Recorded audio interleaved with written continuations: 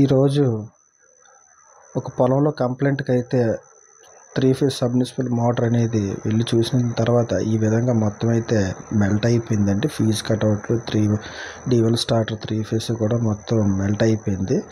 మళ్ళీ కొత్తవన్నీ కూడా వేసిన తర్వాత వైరింగ్ కూడా ఏ విధంగా చేయాలనేది కూడా నేను నెక్స్ట్ వీడియోలో చెప్తాను.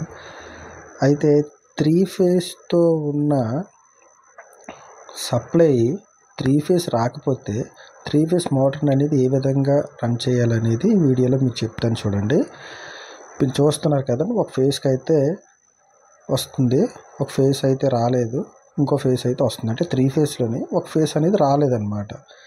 ఈ రాకపోయేసరికి మనం కొన్ని కాయిల్స్ పెట్టి, అంటే ఆ కాయిల్స్ వైరింగ్ కూడా ఏ విధంగా చేయాలనేది కూడా చెప్తాను. అయితే ఫీజ్ అయితే మాత్రం అంటే ఇన్కమింగ్ వస్తున్న ఫీజులకి ఫీజ్ కటౌట్స్ అయితే పెట్టివ్వాల్సి ఉంటుంది. అంటే లైన్ ఇవ్వాలన్నమాట. ఇంకో ఫేజ్కి అయితే ఇవ్వకూడదండి. అంటే ఫేజ్ రాలేంది ఫీజు పెట్టకూడదు అనమాట. ఫీజు అయితే తీసేయాలి. ఏ ఫీజులకు వస్తుందో ఆ ఫీజులకి అయితే ఫేజ్ వస్తున్న వాటికైతే ఫీజులు అయితే పెట్టాలి.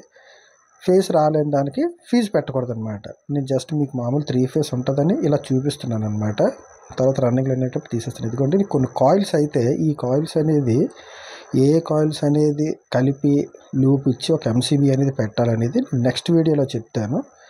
మీకు ఎందుకు పెట్టాలనేది మీకు తెలియాలనుకుంటే చెప్తే నేను అనేది సెపరేట్ వీడియో చేస్తాను. ఈ కాయిల్స్ అనేది మనం స్టార్టర్ దగ్గర అయితే పెట్టుకొని కరెక్ట్గా దగ్గరగా పెట్టుకోవాలండి. అంటే కాయిల్స్ అన్నీ కట్టుకున్న తర్వాత ఒక ఎంసీబీ అయితే మాత్రం దాన్ని కనెక్ట్ చేయాలి. అది నేను వీడియో చూపిస్తాను.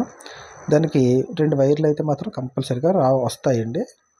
ఒక వైరు ఈ కెపాసిటర్లు అన్నీ కలిపిన దాంట్లో 2 వైర్లు వస్తాయని చెప్పాను కదండి. అదిగోండి మీరు చూస్తున్న మోటార్ అదేనమాట. అయితే ఒకటి ఫేజ్ వస్తున్న వైర్కి ఒక లింక్ అయితే ఇవ్వాలి. అలాగే రెండో వైరు ఫేజ్ రాలేని దానికైతే లింక్ అయితే పెట్టాలి.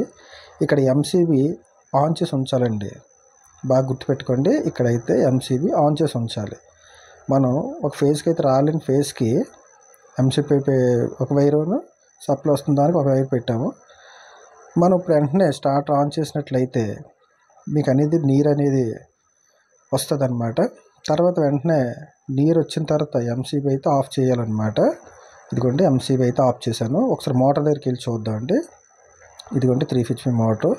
ఇది డైరెక్ట్ పొలంలోకి హెచ్డి పైప్ అయితే పెట్టేశారు. మీకు అక్కడ దగ్గరికి వెళ్ళి చూపిస్తుంది చూడండి. అదిగోండి అక్కడ నుంచి ఇక్కడ కొంచెం లీక్ అవుతుంది. ఇక్కడ ఇలా కాదని చెప్పి తర్వాత ఎండింగ్ దగ్గరికి వెళ్ళి మీకు నీరు అనేది చూపించండి చూడండి. 3 ఫేజ్ లేనప్పుడు 2 ఫేజ్ మీద రన్ చేసే విధానం అండి. ఒకవేళ చూడండి, మీరు చూస్తున్నారు కదా, స్టార్టర్ అయితే అక్కడ ఉంది, మోటార్ అయితే ఇక్కడ ఉందండి. చూడండి, మోటార్ అయితే సబ్‌మిర్సిబుల్ మోటారు ఇంచుమించు దగ్గర ఒక 110 అడుగుల వరకు మోటార్ అయితే ఉంటుంది. ఇదిగోండి ఈ విధంగా కాయిల్స్ అండి అయ్యి. అక్కడ ఎంసీబీ సింగిల్ ఎండ్ ఫేజ్ రన్నింగ్లోకి వచ్చిన తర్వాత ఎంసీబీ అయితే ఆపేస్తాము. మనం అక్కడ ఇంటర్లింక్ లాగా పెట్టుకోవాలన్నమాట అండి. ఇంటర్లింక్ లాగా పెట్టుకొని మనకు అక్కడ 2 వైర్లు కూడా కరెంటు రాలేని ఫేజ్లో ఒక వైరు, కరెంట్ వస్తున్న దాంట్లో ఒక వైర్ పెట్టి మనం స్టార్టర్ అయితే ఆన్ చేసినట్లయితే మీకు నీరు అనేది పర్ఫెక్ట్గా వాటర్ అయితే వస్తుంది అనమాట. అంటే 3 ఫేజ్ లేనప్పుడు